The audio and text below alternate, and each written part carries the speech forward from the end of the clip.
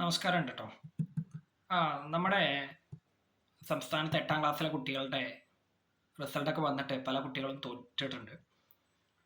അപ്പോൾ അവരിൽ പലർക്കും ക്ലാസ്സുകൾ കൊടുത്തുകൊണ്ട് അവരെ വിജയിപ്പിക്കുവാൻ വേണ്ടിയിട്ടുള്ള ശ്രമം നമ്മുടെ വിദ്യാഭ്യാസ വകുപ്പിൽ നിന്ന് നടക്കുന്നതായിട്ടുള്ള ഒരു വിവരം അറിഞ്ഞു.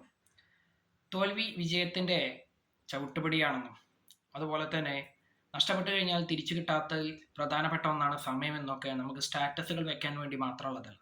ഇതൊക്കെ നമുക്ക് ഭാവി തലമുറയ്ക്ക് പറഞ്ഞ് തെളിയിച്ചു കൊടുക്കാൻ കൂടി ഉള്ള കാര്യങ്ങളാണ്.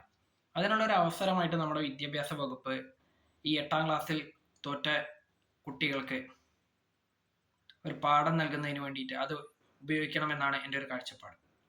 കാരണം തോറ്റ കുട്ടികൾ തോറ്റോട്ടെ, അവർക്ക് വീണ്ടും ഒരു അവസരം കൊടുക്കുന്നതിനോട് എനിക്ക് യോജിപ്പില്ല. ഇപ്പോൾ കൊടുക്കുന്ന ഒരു അവസരം കൊടുക്കുന്നതിനോട് എനിക്ക് യോജിപ്പില്ല എന്നുള്ളതുകൊണ്ടാണ്.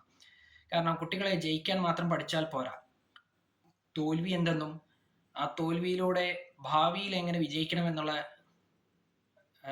കാര്യം അവർ സ്വയം മനസ്സിലാക്കിയെടുക്കണം എന്നുള്ളൊരു ചിന്ത എനിക്കുണ്ട്.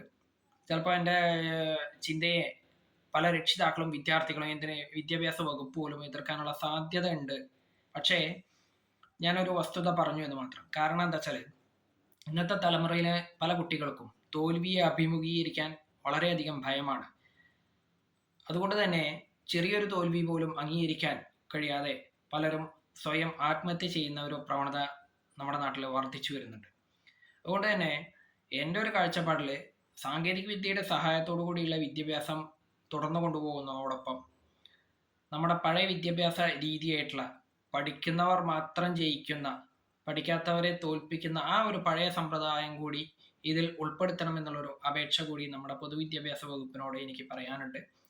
അത് കേൾക്കാനുള്ള സാധ്യത വളരെ ദുർബലമാണെന്നും അല്ലെങ്കിൽ ഇല്ല എന്നുള്ളതൊക്കെ എനിക്കറിയാം. കാരണം വിദ്യാർത്ഥികളും അതുപോലെ തന്നെ അവരുടെ രക്ഷിതാക്കളൊന്നും അത് അംഗീകരിക്കാൻ സാധ്യതയില്ല. പക്ഷേ ഞാൻ എൻ്റെ അഭിപ്രായം പറഞ്ഞു എന്ന് മാത്രം. അതെന്തായാലും ഈ ഒരു അഭിപ്രായം കേൾക്കുകയാണെങ്കിൽ ഒരു കാര്യം മാത്രം ഞാൻ പറയാൻ ആഗ്രഹിക്കുകയാണ്. ഇതെന്തായാലും ഭാവി തലമുറയ്ക്ക് ഗുണമേ നൽകുകയുള്ളൂ. മാനസികമായിട്ടുള്ളൊരു വളർച്ച പല കുട്ടികൾക്കും കൂടുതലായി ഉണ്ടാവാനുള്ള സാധ്യത ഞാൻ ഈ ഒരു സന്ദേശം പൊതുവിദ്യാഭ്യാസ വകുപ്പ് വിദ്യാർത്ഥികൾക്കും മറ്റും കൊടുക്കുന്നതിലൂടെ ഉണ്ടാവുമെന്ന പ്രതീക്ഷയോടുകൂടി തൽക്കാലം നിർത്തുന്നു. നന്ദി, നമസ്കാരം.